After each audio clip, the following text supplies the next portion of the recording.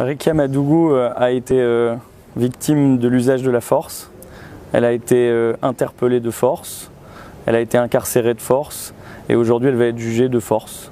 Nous attendons de cette audience qu'elle reconnaisse enfin les droits minimaux qui sont attachés à sa personne et nous doutons malheureusement à l'ouverture de cette audience de la possibilité d'avoir véritablement un procès équitable.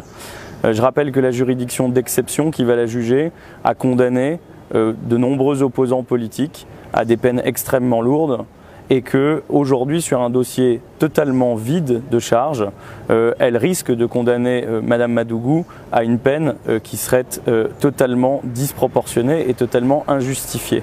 Donc nous venons ici dénoncer fortement l'usage de la force qui est fait contre elle et le fait de rappeler que la force sans droit, ce n'est pas la justice. Et aujourd'hui, nous pensons qu'avant même l'ouverture de ce dossier, ces droits ont été totalement bafoués.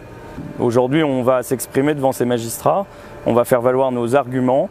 Malheureusement, j'ai peu de confiance dans la nature et la composition de cette juridiction.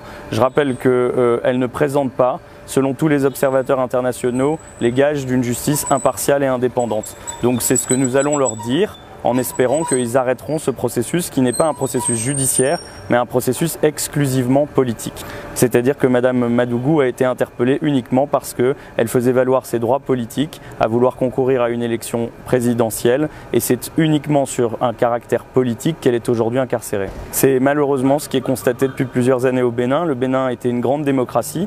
Je pense que le Bénin réalise des choses intéressantes sur le terrain économique, mais malheureusement au mépris total des libertés publiques.